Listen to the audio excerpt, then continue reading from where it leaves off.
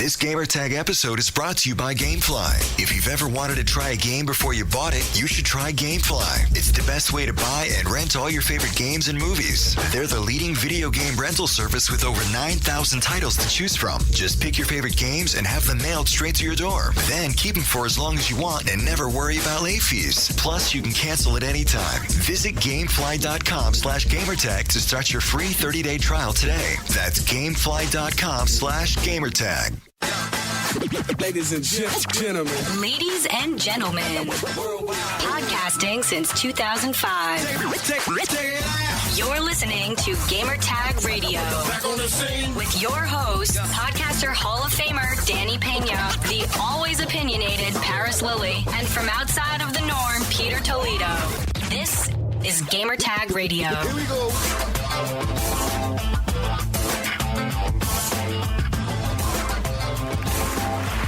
Welcome to Gamertag Radio, episode 571. This is your host, Danny. And also we have the weekly co-host, Paris, in the house. Hey, what's going on? No Peter today. It's going to be very calm and quiet over here. Yeah. No, however he does it, I can't do it. Yeah, he's a professional when it comes to the fan mail stuff. You know, but this episode is going to be strictly about fan mail. And we're getting ready for E3. 2016 is happening very, very soon. So make sure to be subscribed to Gamertag Radio and listen to our daily content starting June 14th all the way through the 17th. And here's our E3 2016 promo. Gamertag Radio is headed to E3 2016. E3 is one of the biggest events for Gamertag Radio, and you don't want to miss this. Join hosts Danny Pena, Paris Lilly, and Peter Toledo direct from the convention center floor. Get daily interview, roundtable discussion, the latest news from the crew, everything you need to know, all the latest gaming coverage, developer interviews, VR, and more. E3 2016 coverage from Gamertag Radio. June 13th through the 17th. GamerTagRadio.com or play.it/Gamertag. Paris, you ready for E3 or what? I'm never ready, but I'm always ready, if that makes sense. You know how it is, man. Matter of fact, with some of the things that we got for Monday night before E3, I'm tired already. I don't, like Uber is going to make a fortune off of us because, dude, it's already getting crazy. Yeah, man. We have a lot of appointments booked already, and a lot of that coming very, very soon in a couple of days. It's going to be a very, very interesting E3 this year. And the cool thing, too, we're also going back to the CBS Radio LA studio. We're going to be recording there for a couple of days. And we are definitely going to have some guests.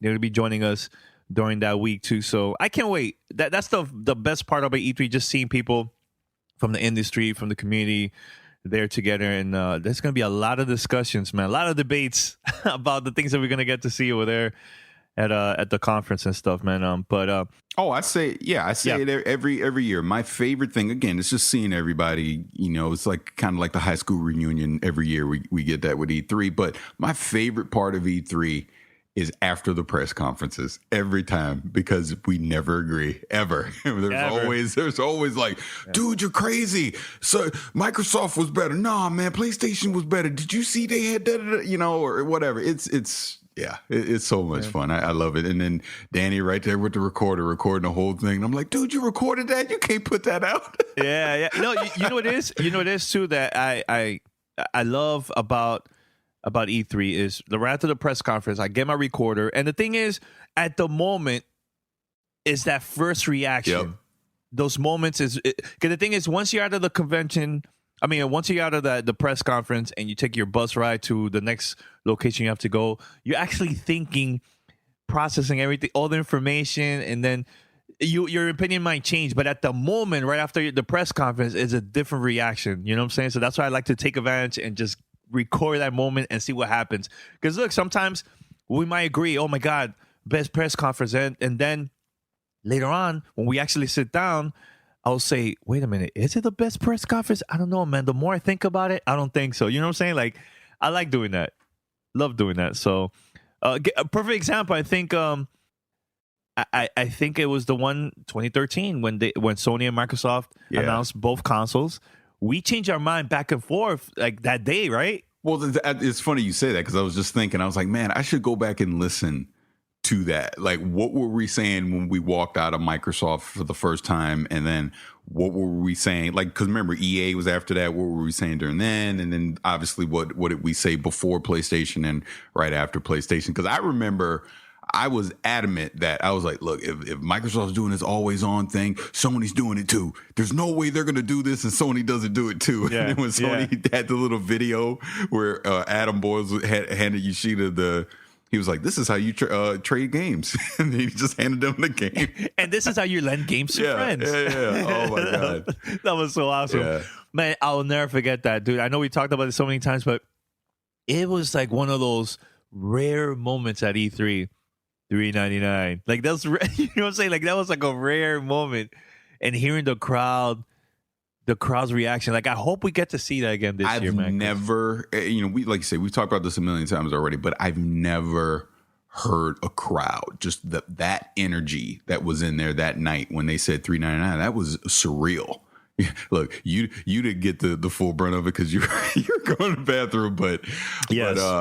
Man, that was nuts because no one expected it. Everyone expected them to do what Microsoft did, and they did the exact opposite. And it literally, like what we're about to talk about right now, I swear is the culmination of that night, is what we're about to talk about right now. Yeah. So speaking of that, before we play our voicemails and everything, head over to gamertagradio.com or play.it/gamertag. Download our past episodes there and share with your friends. And also you can find us on iTunes, Spotify, Stitcher, TuneIn Radio, and other podcast directories. Whenever you get the chance, if you're an iTunes listener, head over to our iTunes page and post a review. It will help us big time. Speaking of that, I read a recent review, which is hilarious. You know what? I actually suggest, and we won't even say what it is because it doesn't need the pub, but if you go take a look at our latest reviews, the latest review that we got from the US page, for the different. US page, and it's hilarious. Yeah, it's funny. Yeah. So, do that. Also, give us a call, 786-273-7GTR. That's 786-273-7GTR. Or email us, fanmail@gamertagradio.com. And SpeakPipe. Go to speakpipe.com/gamertagradio. If you would like to leave a voicemail, you can record it through your computer or iPhone, Android device, and you can send it through there too. And the reason we're pushing that is because we know we got a lot of international listeners, and that's probably going to be your easiest way to get us a voice commentary. Yeah. You can do this too, because we have an international listener that sent us a voicemail. He actually recorded the audio from his phone and he sent it through the email. You could do it like that too, which is easier too. So either way, you have different ways to contact us, and we'll definitely play on the show and read your emails. So. All right, it's about that time. Fan mail. Fan mail at gamertagradio.com. Yeah, PS not here, so it's going to be kind of awkward to do the whole fan mail stuff, man. So the first question, this is a great way for us to start the conversation about E3. So we're going to play it right about now. Hey guys, this is Joe from San Antonio. Longtime listener and big Xbox Live fan ever since the Xbox Live beta. I got an E3 prediction for you all. I got a feeling Phil is going to go big this year. I think that he's going to make a big announcement where they're even going to extend their partnership with Oculus even more. And I feel like it's going to get tied in with the new Xbox that it's going to be backwards compatible like the PS4 you guys mentioned. So here's some of my thoughts on that. I think that, with Microsoft merging the Windows Store and Xbox this summer, it's going to become even more like a PC. And I can really see that a lot of the Oculus games that are already out there might even be compatible with the new Xbox that comes out. Hey, just wanted to get your thoughts, and keep up the good work, guys. Thanks. All right, Paris, this is from a longtime listener, E3 predictions. He talked about Oculus and about the new Xbox that the rumor has been going around about this new Xbox stuff. I know he sent this before the news got leaked, so we're definitely going to talk about that. But thanks for sending us that voicemail, man. So maybe Joe is Miss Leo. Maybe that's the real Miss Leo, because it's funny. He sent this before it got announced. And it was pretty spot on because, and again, Joe, thank you for sending the voicemail. But thanks, man. Last week, I kind of talked about this a little bit. I don't know if Danny can even find the clip or whatever, but I mean, this is basically what I was saying is they're going to come out with a slim. Again, these are all rumors and speculation. We won't know anything until we get to E3, but it sounds like Microsoft is going to come out with a Xbox One Slim. It sounds like it might have some 4K capability. Actually, let's back up for just a second.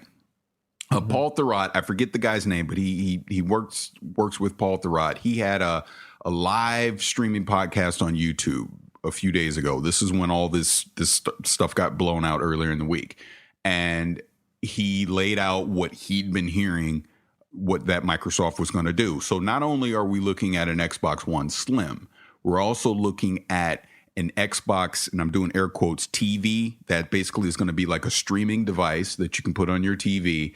It'll talk to your Windows 10 PC. So it sounds like some of the Windows 10 games you might be able to stream to your television along with other Windows 10 apps using that device. That'll be your cheap device. You'll have the Xbox One Slim, which we're all assuming they're going to lower the price on. It may or may not have some 4K streaming capabilities. I mean, obviously we'll see at E3. And then the big one is going to be, in 2017, in the fall of 2017, because now Polygon, Kotaku, and some other people have heard from some sources that the Scorpio is the code name, will be the quote unquote Xbox 1.5. This is what Phil Spencer was talking about at that spring showcase earlier this year, that it's going to be backwards compatible with Xbox One, maybe even Xbox 360. I'm assuming it would be. And then forward compatible with whatever future hardware coming down the line.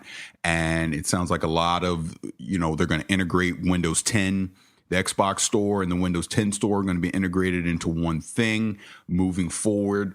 All the flagship games are going to be on Windows 10 because, they're going with the whole UWP initiative.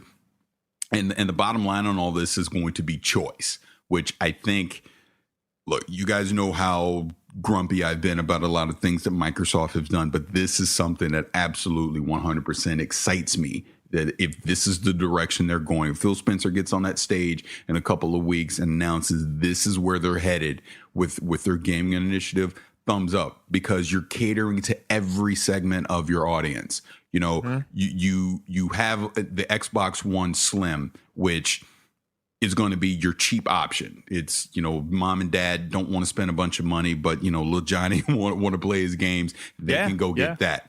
You have your enthusiast crowd that wants the high-end console that's doing 4K streaming and, the beefier GPU and all this stuff, and it can still play your older games at the same time. That's what the Scorpio is going to be for you. Obviously, the direct competitor to whatever Sony's doing with this Neo. Then, for weirdos like me, you're also saying if you got a high-end PC with your 1080 Ti Xi12 GPU in it and you want to play your games at the highest possible ultra settings possible, potentially in 4K and all that, we're putting all our games, all the games, Halo, Gears, everything is, because again, this is what the rumors sounds like they're going to do. They're going to be on Windows 10 and you can play them on Windows 10. But hey, also, if you don't necessarily want to be sitting in your office playing your Microsoft games, we're going to give you that streaming box as well that you can put on your television, and you can stream the games from your PC to your television. It's freaking brilliant. And I would assume in this scenario, your Xbox One is also going to be capable of doing that streaming from your PC as well. Now, can I ask you this? Is it possible for those streaming devices that's also coming out, that's only for the TV, and you could stream stuff from your Windows 10. Do you think those devices you could also stream from your PC to your television of your games, that you could also play it from your TV? Is it possible? Because Alienware, like Steam Machine, they have like little devices like that you could stream from your PC to your television and just connect it through there. And you don't need no hard drive or anything for that. That's device. what I'm saying. That's what I'm saying this is. That's exactly. But I mean, for the smaller, I'm talking about for like the version that looks like a Chromecast. Yeah, that's what I'm talking about. Oh, I thought you meant I thought you were talking about only the expensive Xbox. No. Not the. Okay. I'm saying it would have that capability, obviously, because I think whatever this streaming thing would be, all of them will be able to do it, right? But my point is, if you don't want to buy a console, but you still want the capability of playing games out in your living room on your big screen TV, they're going to provide you, like you said, this little streaming box. I'm sure it'll be $100 or less that will be able to do that. It's basically like the Steam Link. Like I have the Steam Link, and that's what I do right now. Steam Link, that's the name of it. Okay, Yeah, I was calling yeah. it Steam Machine. I'm an idiot. Right. Okay. So if I want to play my Steam games, I use my Steam Link to do that. And also my NVIDIA Shield is capable of doing that as well.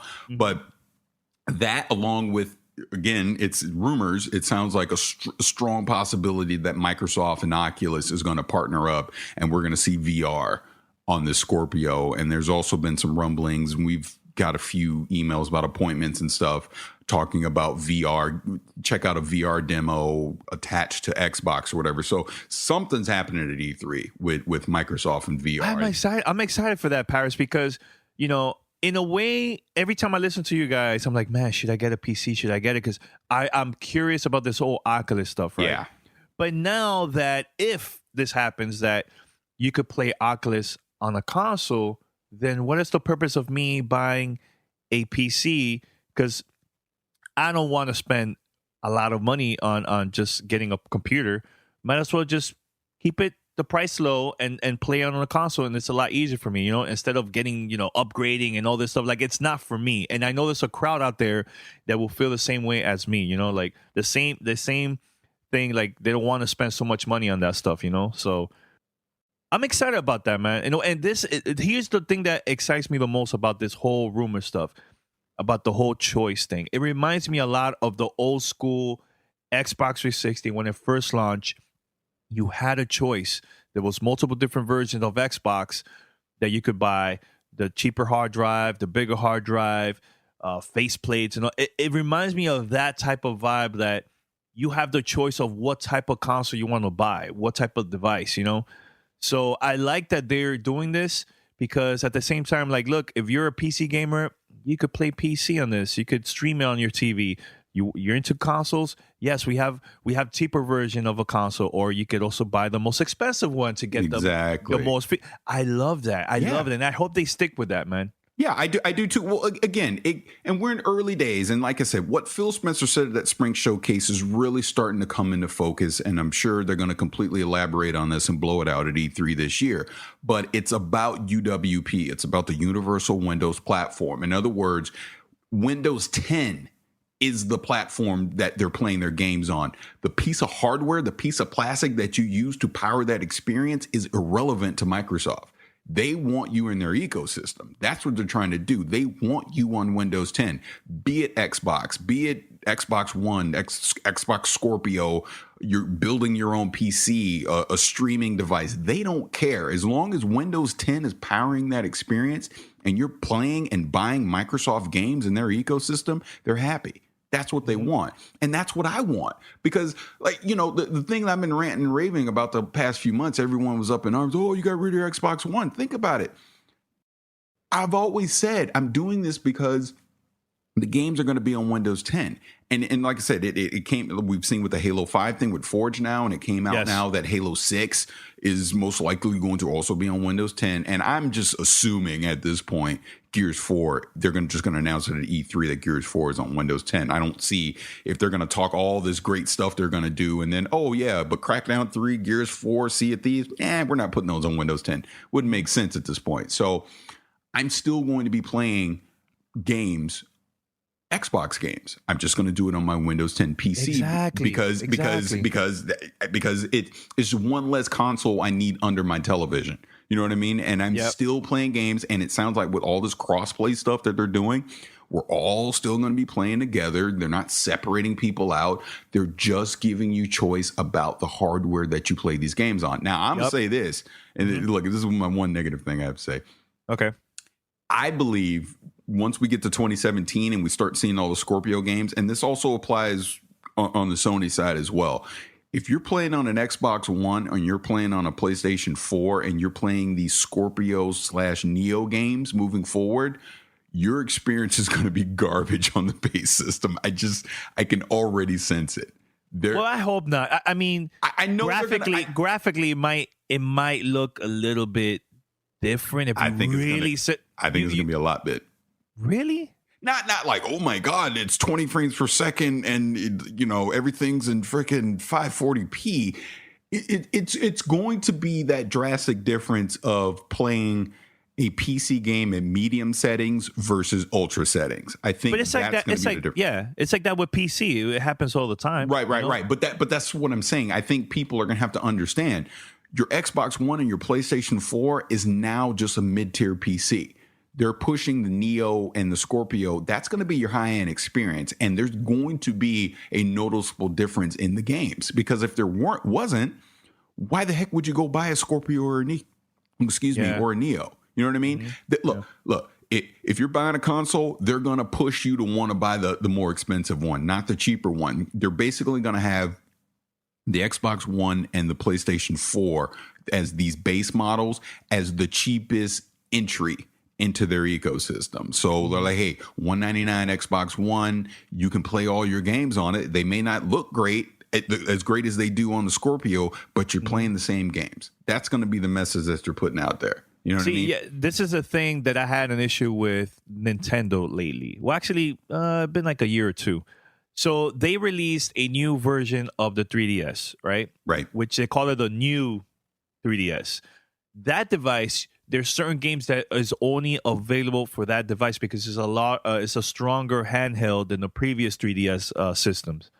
So I don't want a situation like this from Sony or Microsoft that, okay, we have this game that's coming out, but it's only going to be available for the newer systems and not in the older ones because of the graphics and the power and so on.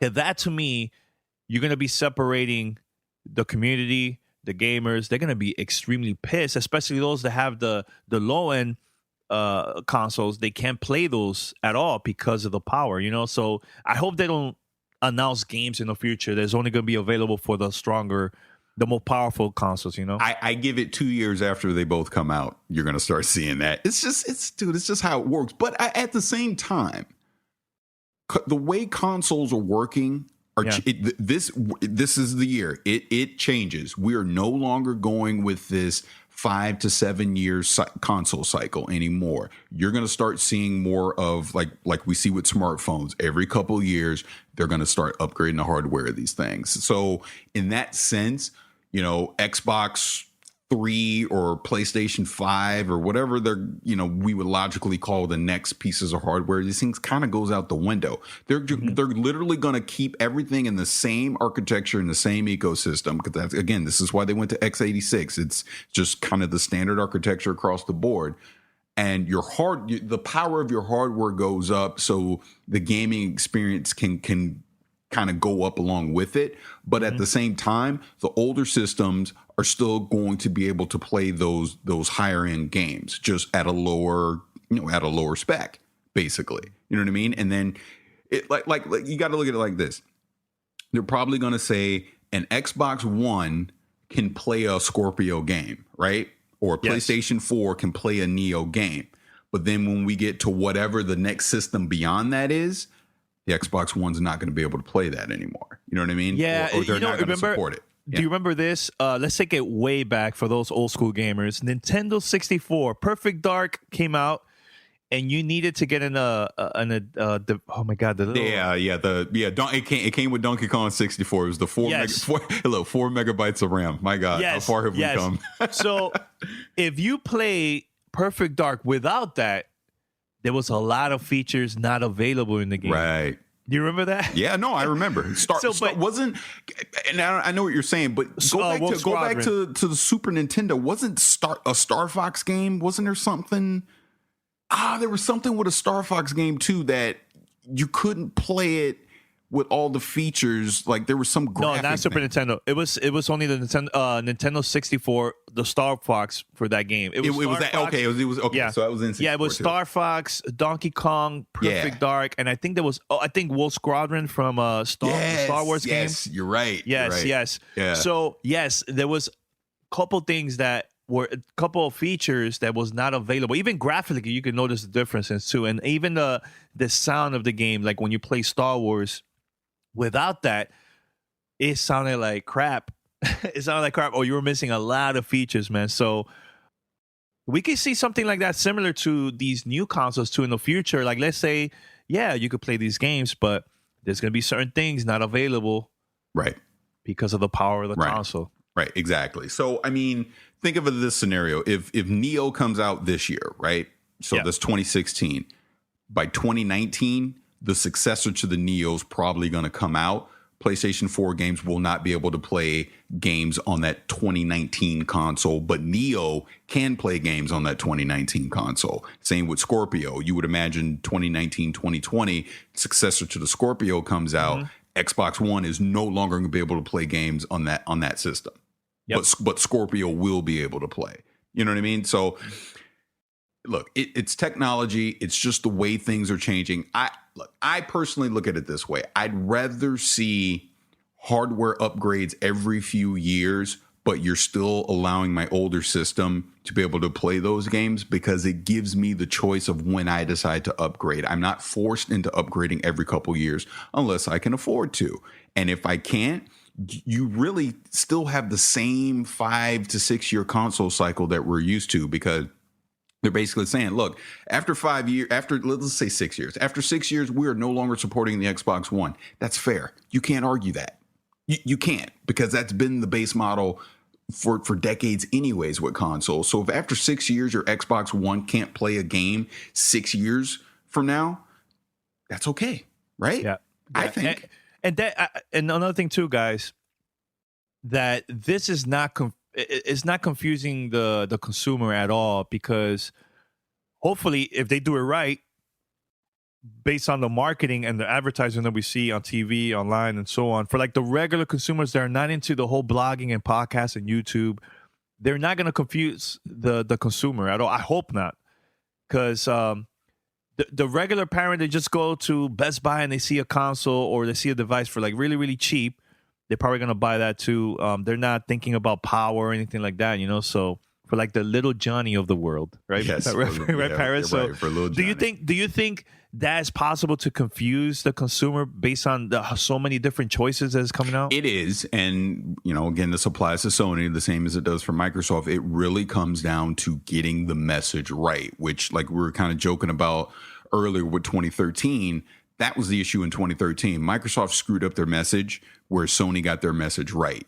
And here we are today with 40 plus million PlayStation 4s and like 20 plus million Xbox Ones, just because of that. Just because of the messaging back in 2013. So it is critical for both of these companies. Hell, even Nintendo with the NX, you got to get that messaging right. You got to lay out the vision so that the average consumer understands the path that you're trying to go down with these games and with this hardware. Because if you don't, people are going to get confused and they're going to go with the one that makes sense. Yep. Now, speaking of Nintendo NX, now there's all these rumors are coming out for Sony and Microsoft. Once again, it's going to be the underpowered system. If the rumors are true, like the way how they were planning to release this console, supposedly was first more powerful than PlayStation 4, then now it's saying more powerful than Xbox One of the older consoles. But now that these new consoles are coming out, it's going to be probably underpowered too, man. But it's like I was saying last week with Nintendo. They're doing their own thing. Nintendo's going to Nintendo. I'm buying it either way. I'm buying either way. So. We've already been told E3, they're letting the media know 90 minutes for the Zelda demo. Make sure you got 90 minutes for it. So it's like they're banking on their unique experiences that they can do because they're Nintendo versus they're like, look, Reggie's like, look, we ain't getting in no damn arms race with Microsoft and Sony with all these crazy, hardware upgrades and stuff. We're going to make a system that's smart for us. We're going to make our games that we know we can do. And we have our loyal audience. They're going to come to us and play the games. That's what they're doing. Yes. Let's take a word from our sponsor, GameFly. Are you ready to save money and play more games? Then let me introduce you to GameFly. They are the best way to buy and rent all your favorite games. Just go to gamefly.com, pick your favorite games, and have them mailed directly to your door. Look, we've been talking about GameFly for weeks now, so you guys know if you want to get into a game and movie rental service, GameFly is the absolute best thing to check out. So check out these few things. They are the leading video game rental service. They have over 9,000 titles to choose from. They let you try your favorite games and movies before you buy. Keep the games as long as you want. You'll never have to worry about late fees, and you can cancel at any time. And like we said, they also offer movie rentals too. So go to gamefly.com/gamertag. Start your free premium 30-day trial today. That premium trial allows you to check out 2 games or movies at a time, and you can only get this offer by visiting gamefly.com/gamertag. So sign up today and start playing all your favorite games or watching your favorite movies absolutely free for 30 days at gamefly.com. Use our code /gamertag. 30 days. Take advantage of that. Go for it and try some games, man. All right. So let's play this next voicemail. This is from this person sent us a trivia question. Actually, it was for me about the whole Jet Set Radio trivia. So did I answer the correct answer? Let's find out right now. Hey, guys. Ben from Tennessee again. Just wanted to call in and let Danny know you got it right. It was Jet Dash. Good job, man. Point for you. So I just wanted to call in to say again, thanks for your feedback. You guys are really I really appreciate you guys answering my questions on the show. It's really cool to always hear from you guys, hear your opinions. But now this week, I got a little question for you. So I heard that Xbox is going to be releasing apparently the new prototype Scorpio, which I'm not really surprised that they finally came out that they're doing another one. But this one's coming out in 2017. I've heard that, I don't know if this is a rumor or if this is confirmed, but I just saw something on IGN about it. And I just wanted to know what you guys have your take on it. Do you think this is a smart move if this is really like what's going on with Microsoft? Because to me, it is a smart move because they're holding back and seeing how PlayStation's going to do. Also, I wanted to ask, what's your favorite game that's coming to E3? I asked you Trilogy, then I asked your favorite E3 conference. So what's your favorite new game coming to E3? All right. So Paris, he also talked about, the rumor Xbox Scorpio. We already talked about that and everything. His feedback about this whole rumor. And also he asked a question about E3. So what is the game that you are most hype about that we know it's going to be available there at E3? I've been racking my brain about this. Because there's a couple that really intrigue me. One, because look, we now know it's real and people have played it and it's coming out this year, is The Last Guardian. I just want to see what that immersive experience is going to be all about. But I keep going back to Sea of Thieves. I want to see what Microsoft and Rare is going to do for this shared world. How is it going to work? I'm very intrigued to check that out at E3. Same here. And also, I'm hype up. I'm very curious about the Friday the 13th game because I love horror games. So they are going to be outside of the LA Convention Center. They're going to be at one of the developers. They're going to be located at some hotel. And I think they're going to have the media play the game for like a 30-minute hands-on demo, something like that. So I'm excited for that. And also, guys, Battlefield and Timefall 2. I'm excited for that too, man. Yeah, I mean, and that's what I mean. There's so many I'm curious about because I mean, it's like Mass Effect Andromeda. Duh, that's a no-brainer. I obviously want to see what that's like. Zelda to me obviously is a no-brainer. I want to see what that's like as well. But yeah, it's something about Sea of Thieves that just really intrigues me. That I am just so curious to see how they're going to pull it out. How is there going to be this big community that's going to be built around it? The always online world that's living and breathing. I really want to see what that's going to be about. And then, hey, of course, obviously the Destiny expansion. I got to see that. As always. Yeah. Now, what about the whole VR thing? Because look, last year VR was big, but I think this year is going to be even bigger because now Oculus, Valve's VR, and now PlayStation is going to have theirs over there too now. Are you excited about VR for this time? Here's the thing. Like I said, Minecraft, I forget who I was just telling this to. Being able to see Minecraft on the Oculus, I was like, oh my God, I totally get it now. But, you know what? It was freaking David I was chatting with. But yeah, shout out to David. I get VR. I'm just not ready to invest in it yet because, again, when I talk about that game, I don't see that game for VR yet. I don't see that experience for VR yet that makes me want to invest $500 to $1,000 in getting VR in my home, because it's funny. And I meant to bring this up before when you were talking about VR with the whole potential Xbox Oculus partnership has you interested. I was going to ask you, well, why not PlayStation VR? Why aren't you interested in that? Because I seen reactions from just the Oculus side. I haven't really seen something amazing for PlayStation VR. Now, this might be the year that's going to convince me to invest in that. So I'm just waiting for the right game to change my mind about the whole PlayStation VR. Like, so far, the PC side of things got my attention, especially like horror games and stuff like that, So I'm excited for that, man. That's the reason why I haven't really been too hype about the whole PlayStation VR, man. Yeah, see, my thing is, and like I said, when I was chatting with David, I'm convinced I won't touch not that I won't touch it. I mean, if someone was like, hey, you want to try it, I'm going to try it. But I don't think I'm going to buy VR until holiday 2017 at the earliest.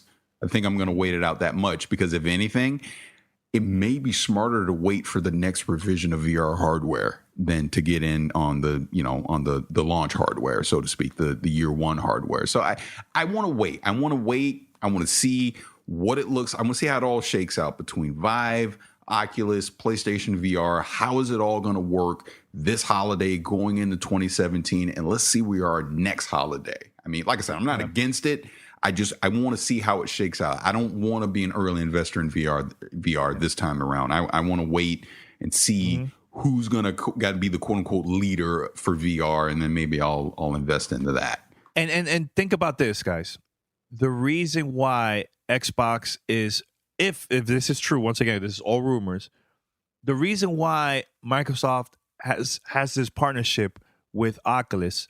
Remember, who is the owners of Oculus? Facebook.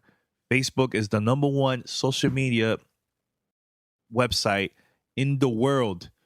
Xbox, by having that partnership with them, because Facebook, the reason why they purchased Oculus is because beyond gaming, it's just about media. Also, like the consumers could talk to their family. So imagine having Oculus on the Xbox One. This is a way also to promote the console and get people that don't have a PC, and they could buy the device for cheap and use Oculus for that. So it's a great way for Xbox to get the name out there even more with this partnership with Facebook and Oculus. Am I right, Paris, or not? No, I mean, it's definitely possible, and that is probably the strategy. I mean, it's rumors, so I mean, it's rumors. But here's the thing: they're gonna have the hardcore gamers to buy just for the gaming. But think about beyond gaming, because look, I read this a couple of days ago. IMAX are thinking of having VR in their theaters, so they could have like special VR movies at the theater that you could put that device on and watch that. Like it when it comes to the whole movie stuff and music videos and everything, VR is going to change that big time. It's like I said maybe a couple months ago at this point, but I was saying, to me, the future of VR is going to be the social interaction, the social media experience of it. And again, this is probably why Facebook has invested in it, because I see a scenario one day in the future where we could do Gamertag Radio. Literally, we're together because we do it all in VR. And we could even have a live audience in VR watching us do the podcast, so to speak. You know what I mean? That's the kind of interaction and the potential that VR has. I mean, we're still very in early days of this, but that's where the technology is headed. And that's why Facebook is investing in it. So, yeah, you talk about the IMAX stuff, even with gaming, where we're all in the world together. And we're interacting with each other together in this virtual world. That's where gaming is going to eventually go with VR. So it's exciting. I just think we're in the early days. Give it a few years before calling it a success or a failure, and let's just see where it goes, because the technology is sound and where it's headed. I mean, think about how technology advances. Think of where VR will be 10 years from now. It won't be. This will look like the NES. Atari. It'll be like the NES, the 8-bit graphics compared to where it'll be 10 years from now. Big time, man. All right, so we have another voicemail. This is from a long-time listener, first-time caller. Let's play it right now. What's up, Gamertag Radio? This is Anton. Gamertag is AURELNY. And I just want to say you guys are doing a fantastic job. I used to listen to you guys, and I still do. I kind of stopped for a minute because I was checking out, like Podcasts Unlocked and PlayStation Beyond. But I went back to you guys, and I think you guys, fresh take, and you guys are doing a fantastic job. And the whole Xbox, PlayStation. I actually had an Xbox One, but I went over to PlayStation. Then I went back to an Xbox because I like the user interface much better. And I think with the, the new Xbox coming out, the 1.5, that I just saw on BGR, I was like, you know what, I'm definitely going to stick with Xbox. I think even though they're behind right now, I think they're going to definitely catch up. But I think you guys are doing a fantastic job, and I want you guys to keep it up. And long-time listener, but first-time caller. So if you guys want to add me, again, my gamer tag is AURELNY on Xbox. Later. All right, so he took a break from GTR. He was listening to other podcasts, and then he comes back again, and he says that we're getting better and better each and every week. So that's pretty cool. But he also talked about that he has an Xbox One and PlayStation 4, but he thinks that Xbox is going to catch up. Your thoughts, Paris?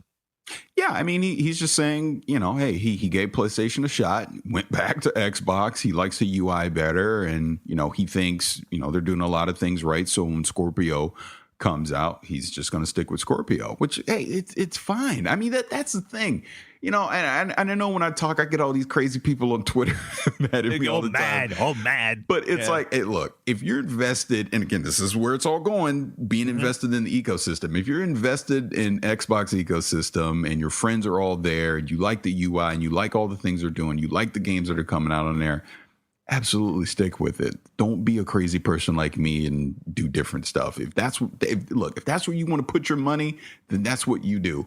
Do your thing. Yep. Are you the listener? Are you happy? Are you happy exactly. with the console that you have right now? It doesn't forget about this whole nonsense sales and most powerful. Or are you happy with what you have right now? It doesn't matter if it's Nintendo Wii U, Xbox One, or PlayStation 4. As long as you're happy and your family is happy, or friends or whatever, and you're having fun, that's all it matters at the end of the day.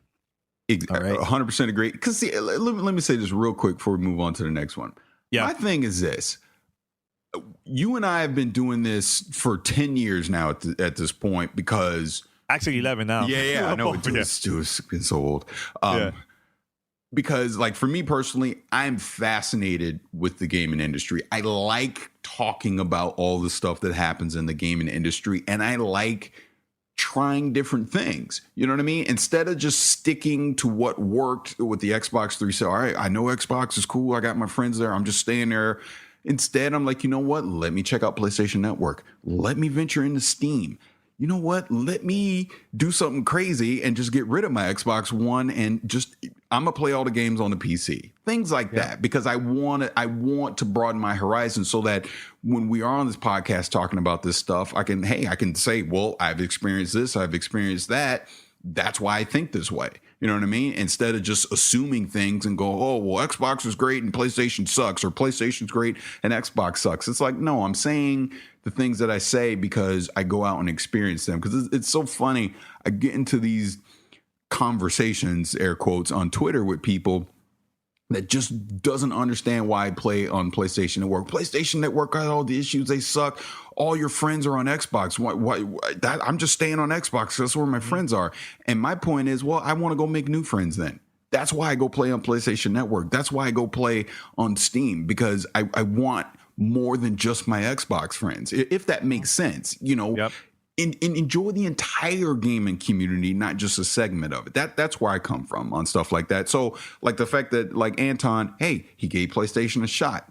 He realized, you know what, this ain't for me. I like Xbox. And that's fine. That's There's great. Nothing wrong. That's great, because you're coming from from an educated opinion versus just assuming stuff. And that's why social media is the greatest thing, but also the dumbest thing in the world. Because yeah, definitely, man. Yeah. Welcome to Play It, a new podcast network featuring radio and TV personalities talking business, sports, tech, entertainment, and more. Play it at play.it. Back on the scene. This is Gamer Tag Radio. Voicemail at 786-273-7GTR. All right, so we're going to play this next voicemail from a listener all the way from St. Louis. Let's play it right now. Hey, this is Kendrick from St. Louis. Been listening to your show for a while. Really enjoy the show. My question is, I'm an Xbox guy, and I'm an Xbox guy because I think they have a decent amount of games. I don't think they've had that game yet.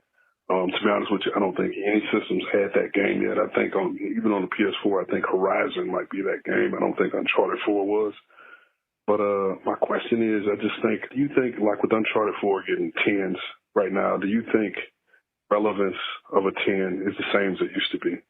Like, I remember playing, like, Super Mario Brothers for the first time, or Metal Gear Solid on the original PlayStation for the first time, or even Resident Evil, or Gears of War, on the 360 for the first time, or Super Mario 64 for the first time, or Super Mario Galaxy, for the first time.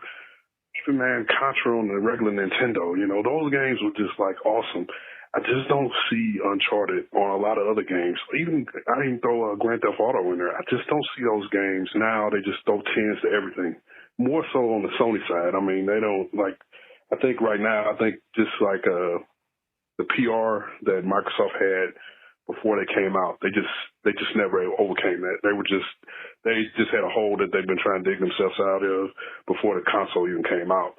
So I guess my question is, do you think that these games, I think I even heard Godfrey or Danny say that Uncharted is on the same level as Witcher 3. I think that's blasphemy, but I'm just saying, what do you guys think? I mean, I think the gameplay in Uncharted 4 isn't really that good. I mean, it's a good story. It's a great story. I think they're really good at storytelling. But when you break the game down, it's a shooter, it's a brawler, it's like an action RPG, I guess, or not action RPG, but a platformer. And I don't think it's really great on any of those fronts. I think the gameplay is very mediocre in that game, yet it gets 10s. And the game, I mean, it's basically a long movie. I mean, it's basically a video game version of a Telltale game, in my opinion. But I just want to hear what you guys think. Also, another thing I want to say is, what do you think about E3 coming up? And how do you feel about the past E3s, like Microsoft versus Sony versus Nintendo? Like, personally, I think Microsoft wins every year because they bring the games. I think they bring more games. I think even like Sony, they don't have the games, I don't think, personally. And a lot of times the games they do bring are multi-plats or games that's so far out into the future that don't even matter. And I just want to know what you guys' opinion are. Do you think, Sony gets a pass on a lot of stuff, or is Microsoft getting the shade all the time? Just, what do you guys think? Thanks. Bye. All right. Is it a game that gets a 10 right now? Is it the same as a game that also got a 10 back in the days, review-wise? It's different, though, man, Paris. Well, no, it's different era. Yeah, it's different era. Let's go. And again, Kendrick, thank you for the email. Thanks, man. When he's talking about Uncharted 4, like, for him, that isn't that game. Like, he just feels like it's a jack of all trades, but it's a master of none of them. And I totally get that, what he means about Uncharted 4. But I think it's the fact that it can juggle so many things at once, being a platformer, being a brawler, being a shooter, and then also have this encompassing story that engrosses you into the experience. That's why it's getting all these 9s and 10s. And people are saying, yup, that's a game I would go get a PlayStation 4 for because I got to play it. You know what I mean? Whereas... Yeah. Like he said, he doesn't even think Xbox has that game, but he also seems to think that just overall they got a better library of games to come to, which, hey, again, matter of opinion, and that's totally fair because, we were talking about this last week. And trust me, I totally get what he means about going back in the day. Look, Contra, I ain't going to cuss, but Contra was the you-know-what. Back in the day on the NES. I still remember the first day I got that and played it. Things like Mike Tyson's Punch-Out, Mega Man, obviously all the Mario games, things like that. Those were amazing games for their time. If you played them now, they're just whatever. But at the time, they were amazing. And you know what I think it is, Paris? I think that at that time when we used to play those games back in the days, maybe it was because of the wow moments. Yes. Seeing the graphics like that for the first time, seeing the gameplay for the first time like that, maybe the music, or just those special moments from back in the 80s and 90s, seeing that for the first time, that's what we felt like, okay, those games deserves a 10. Nowadays, because technology has changed so much, now it's not the same wow moment as back in the days. But see, like I said, Uncharted 4 contender of the game of the year, and I compare it to The Witcher, because to me, The Witcher, yes, to me it was a wow moment when it comes to the open world and the gameplay and like the soundtrack and certain things, right? Uncharted 4 was more about, they got it right when it comes to like the voice acting, the characters, the design, like more. I got to see that more than just Uncharted 2 compared to the two, So I don't know. I feel like those gamers have been playing, those old school games back in the days. They're gonna feel that way, man. They're probably not gonna find those special games nowadays, because they probably are still stuck in the whole gaming of the 90s, which is hard to convince people, man. So imagine playing Phantasy Star Online back in the days in 2000 using a 56K modem and communicating with other gamers through using a keyboard. That was a wild moment for me. Oh yeah. For sure playing NFL 2K1 for the first time online. Dude, changed my life. four players versus another 4 players. Like, that was a game changer. It's harder and harder nowadays.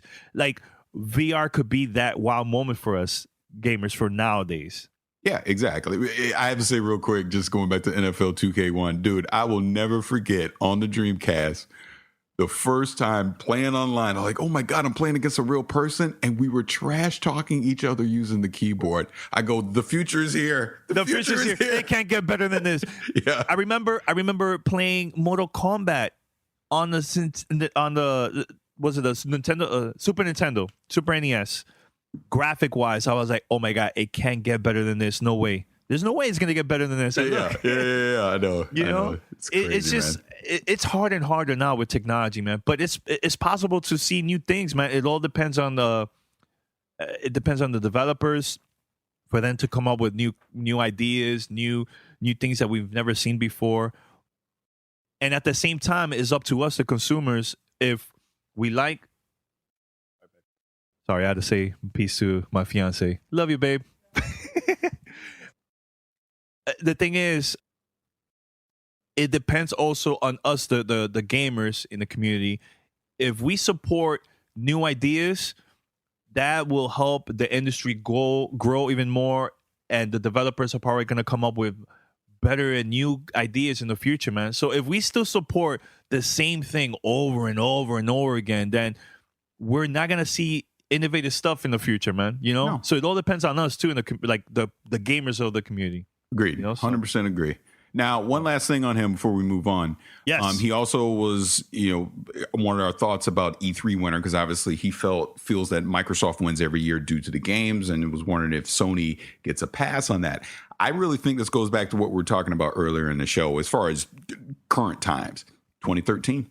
I mean, it really comes down to that. Sony gets a pass. Sony gets a pass because of 2013, and Microsoft gets overly criticized because of 2013. And yes, I feel like Microsoft has done a great job of having games, like a lot of games. Like they try to be very diverse in their exclusive library, of games, whereas Sony has not been so much, to be perfectly honest, and they lean a lot on indie and third party, but they're able to get away with it because of they have the perception of the superior hardware, and they have the perception of being the more consumer and community friendly. Now, Microsoft, I think, since Phil Spencer has been 100% in charge of Microsoft, they've done a great job of changing that narrative.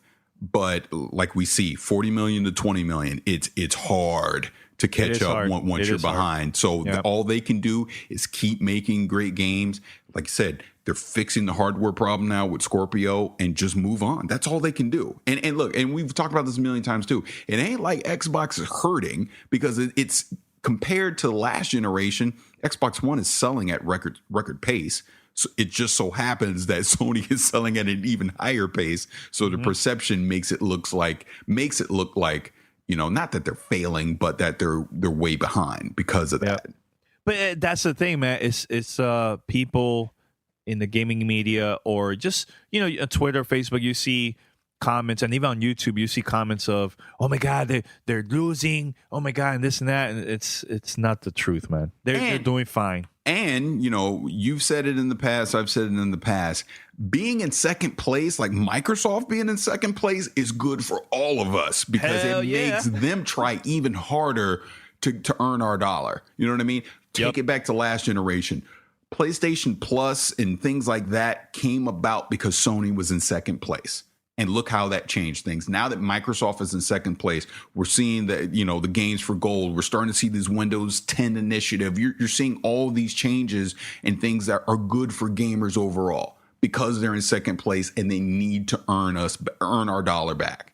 That's what it comes down to. I love competition. So please, absolutely. Sony, keep it up. Xbox, keep it up. Nintendo, keep it up. I love it. It's great for the industry, man. It's great for us consumers, man. So. Yep. Now, speaking of E3, very quick, before I play this other email, Paris, I know we talked about PlayStation, their press conference and everything, and now the more I think about it, the more I think that this press conference is going to be a lot small, like with a smaller crowd, and the reason why they're going to have a smaller crowd is because of the whole VR. They probably are going to have, everybody's going to sit down and have that VR on and so on. That has never happened before. If they try to do that, we have never seen that before during E3 in the past. This is going to be the first one ever.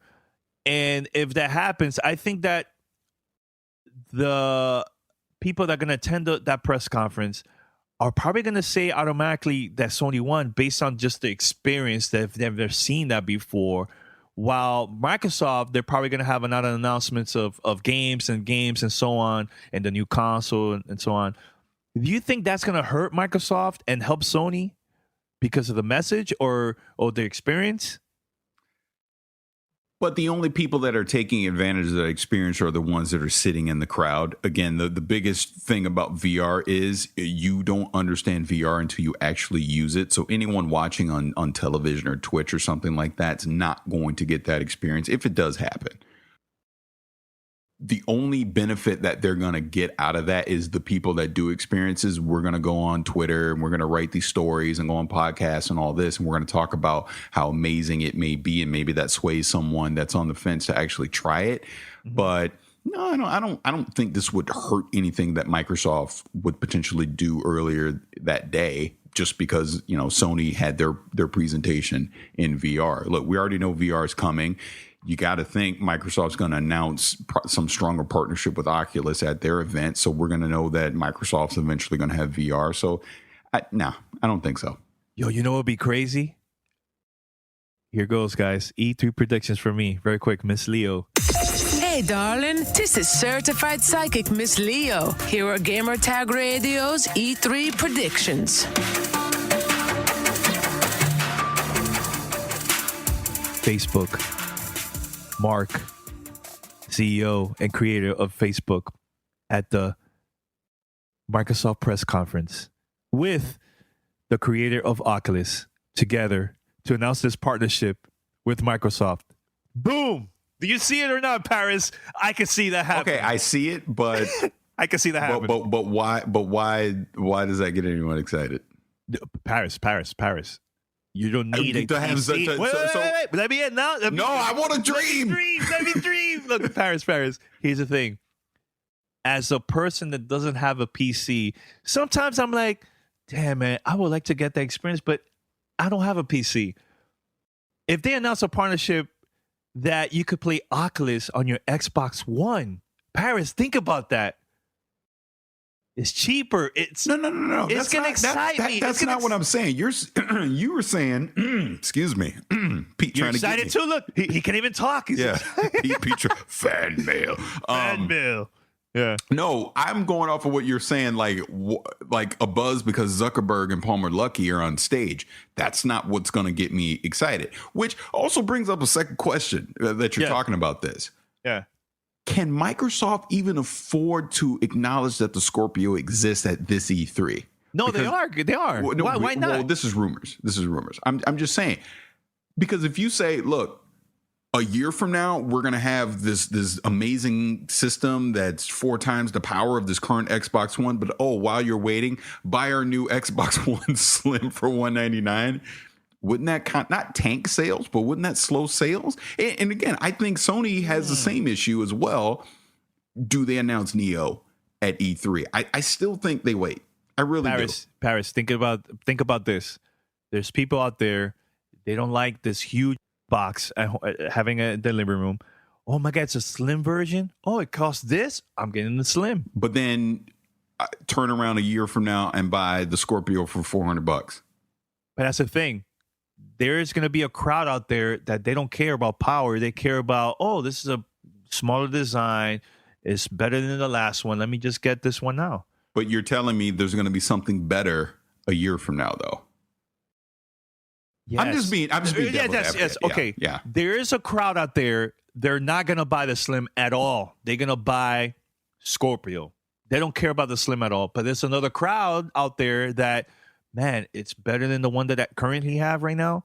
It's cheaper or smaller. Let me go with that. So you got to think of it. You got to think of it beyond hardcore gamers. This is more like just the average person. The little Johnnies of the world, Paris, their parents going to the store and to see this Slim for a very cheap price, you think they're going to buy that or they're going to go and wait for the Scorpio? Come on, let's be real. They're going to go for the cheaper price. It's better for them. So Microsoft, it all depends on the messaging and the marketing to the consumers that don't care about E3, don't care about Kotaku and all that stuff, And at the same time, those gamers that only have enough money to buy that console and they can't afford to get the Scorpios out there, So that console is going to be expensive as hell. There's no way that's going to be cheap. No, I don't disagree. So, let's go on record. Let's go on record right now. Forget Pete. Pete don't get to participate. Pete's not here. You don't count, Pete. Yeah, you don't count. Yes. I'm going on record right now. E3 2016 Microsoft press conference. They will announce that Xbox One Slim. It will be anywhere between $199 to $250. They're going to announce this Xbox TV, whatever you want to call it, streaming thing because of the whole Windows 10 integration with UWP. You'll be able to stream your Windows 10 games to your television using that and Windows 10 apps. Yep. And that's it. I think at Sony, they will not announce the Neo either. I think they will wait until Gamescom. I don't think we hear Microsoft officially acknowledge Scorpio until after the holidays of 2016. I think you're right. I think that Microsoft and Sony, they're not going to announce the price for the new consoles coming out now during E3. They're going to wait for Gamescom and announce the price there. I think it will be smarter because it's closer to the holidays. And at the same time, they would like to see what the competition is doing too. No. We got to spice this up. We need a bet. We need an E3 bet. We need an E3 bet. So here's the thing. Right. Like I said, I don't think either company acknowledges that the new hardware exists at this E3. I think they are. Okay. If they do, we'll go to Roscoe's.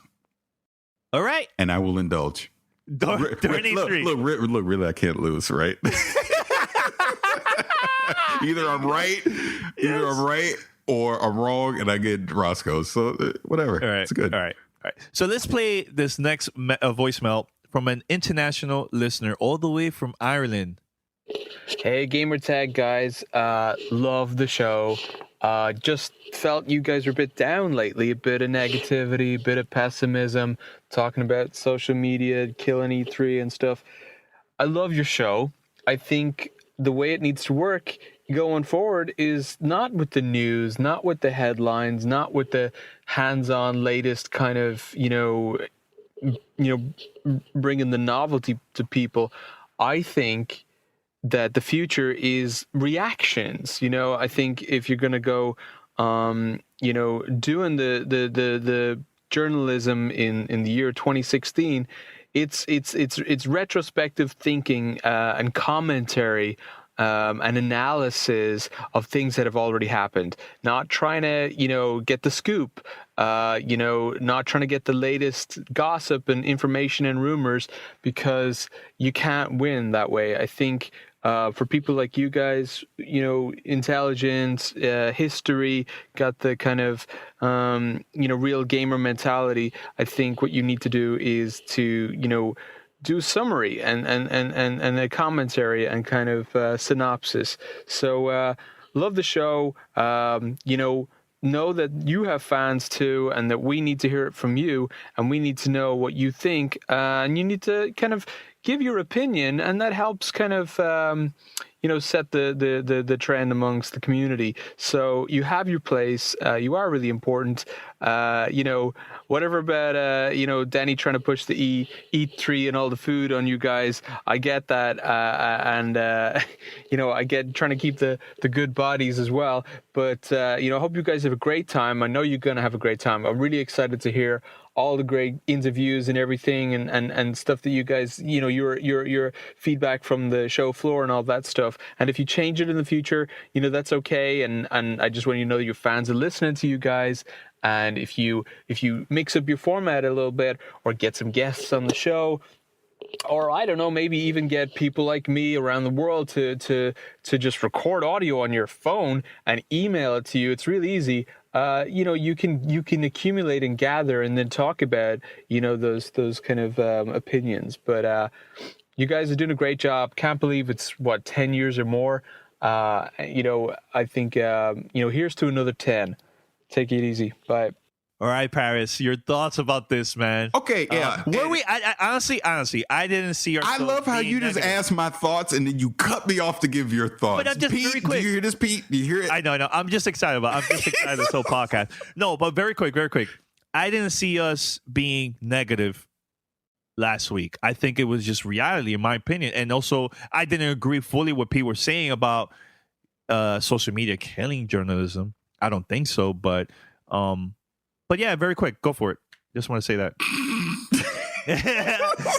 I know. Oh my God. You crack me up. Okay.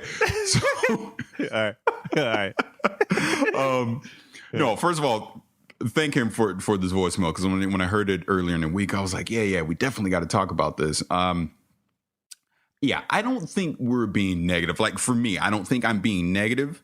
I just think I'm being honest of where I see things going and how I feel about things. But the thing I do agree with him on, and this is real, this podcast and what we shouldn't be trying to break news. I think this podcast works better as us just discussing the things that are relevant and currently in the gaming industry, getting listener feedback, answering their questions, and speculating on things that we think may or may not happen. I mean, our job is not to be TMZ. It really isn't. Oh, hell no. Oh no. I don't think we're ever trying to be that way at all. But I like his idea of just getting more community guest interaction. And honestly, the best way to do that is how he just did it. Send us a compelling question or statement via voicemail. So that's why I encourage anybody listening around the globe, take advantage, send us voicemails. Actually, let us hear your voice and what you're thinking versus just an email. And of course, email is great as well. If that's all you can do, that's fine. But I like shows like this where we're hearing from people. People are reacting to what we say, and then we react to what they say, and we're basically having a conversation. You know what Discussion. I mean? Via the podcast. That's the stuff that I like. That's why I like podcasting, because I would hope and pray that people don't agree with me 100% of the time. I prefer when people say, Parrish, you're a freaking idiot, and here's why. Because then I go, well, really? Well, I don't think I'm an idiot, and here's why. And we're having a discussion. I'd rather have those type of conversations versus just, hey, Xbox and PlayStation is great and go play games. You know, nobody wants to hear that stuff. We want to hear the good and the bad of the gaming industry and have an intelligent discussion about it. That's what I like to do. Definitely. And look how much fun we're having recording this episode, Paris. And the reason is because, look, we didn't even bother to get news out there from different websites and stuff. This was because of the committee sending emails, sending voicemails, and we had a long conversation based on the voicemails and emails that we've been getting throughout the week. So the more that we get from you, the listener, Doesn't matter if you're from here in the States or around the world.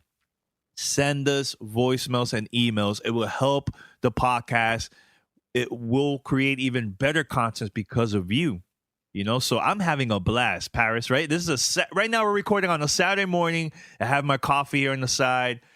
I wake up early in the morning to record, especially Paris. He's in the West Coast, so it's even earlier over there, But look how excited, we both are. Yeah, because of you, the listener. Exactly. We don't have Pete here. It's freaking great. I know. Thank you, Pete. Take more vacation days now, listen. No, but all jokes aside, agreed. And I would even say if you look at our past, I don't know, 5 or 6 episodes, because I'd even tweeted about this yesterday, is keep the feedback coming, because I'm having a blast talking more about what the community wants to talk about versus just what we want to talk about. And that's because you guys are sending us emails and you're sending us voicemails and we're discussing them. Can we read and play every voicemail? Of course not. I mean, hell, we talked before this podcast started, like, look, man, as long as we can get in a good 30, maybe 45 minutes, we're good. We're already at an hour. You know what I mean? I know, yeah. And it's just been voicemails. We haven't even read emails. We probably won't even read emails now because we've gone over an hour. But the point is, we do read your emails. We do listen to your voicemails. And we try as best we can to integrate them into the show. So please keep sending them. Yep. And another thing, too, because I love the community, we're going to have a meetup July 6th at 5 p.m. in Chicago. Email me for more details, Godfrey@gamertagradio.com.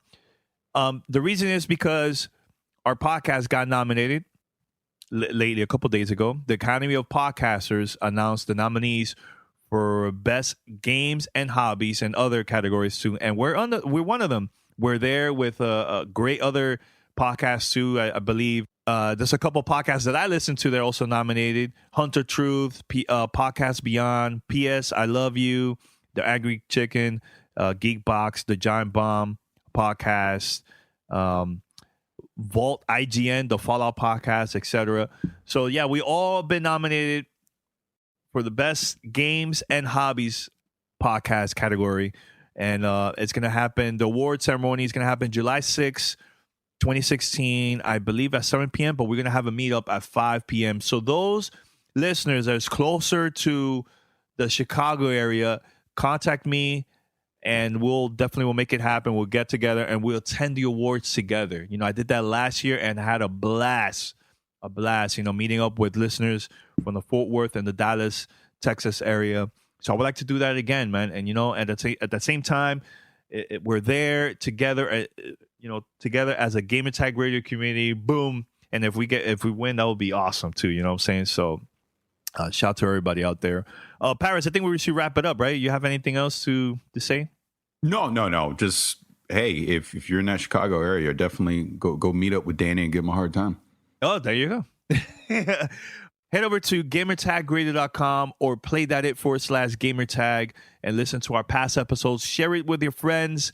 And also you can find us on iTunes, Stitcher, Spotify, TuneIn Radio, and other podcast directories. If you can, review the podcast and iTunes and give us a cool review and to help us climb the charts. You could also subscribe there, man. Give us a call, 786-273-7GTR. That's 786-273-7GTR. Email us fanmail@gamertagradio.com or go to speakpipe.com/gamertagradio. You could also record your message through there and it will go directly to us, and we'll play it on the future episode. We're getting ready for E3. It's only a couple weeks away. I'm very, very excited. There's a lot of things going on behind the scenes that we can't talk about just yet. But the closer we get to E3, we're going to be talking about it, man. So, I got something I can talk about, though. Okay, go for it. Hopefully, fingers crossed, we'll see on the next episode. But I'm going to the NBA 2K16 Road to the Finals. I'm going to the championship match in LA. Okay. Which will be this Wednesday. And I'll get to meet Kobe Bryant. Ooh. I'm not sure how I'm going to react, but I get to meet Kobe Bryant. So I got to remember I'm a grown-ass man and don't get all fanboyish. Yeah, but it's going to be cool. And also, I'm going to be recording next, not this episode coming up, but I believe the following week, We're going to have a special guest, Yami, the founder of Twinfinite.net. I'm going to have on a show. We're going to talk about E3 and so on. So I'm very, very excited about that, man. So we're going to record this at the CBS Radio studio here in Miami, Florida. So that's going to be a very interesting discussion. I can't wait for that, man. And that's about it, man. So yeah, we'll definitely hit you up. Everybody keep us posted with your feedback and all that stuff. But we'll definitely will let you know any future updates about E3 2016. June 14th through the 17th, nonstop daily content, roundtable discussions, interviews. I'm talking about multiple episodes per day. You're not going to find that nowhere else, only here on Gamertag Radio, so stay tuned. Until next time, we're out. Peace. Thanks for listening to Gamertag Radio. Be sure to like us on Facebook and follow us on Twitter.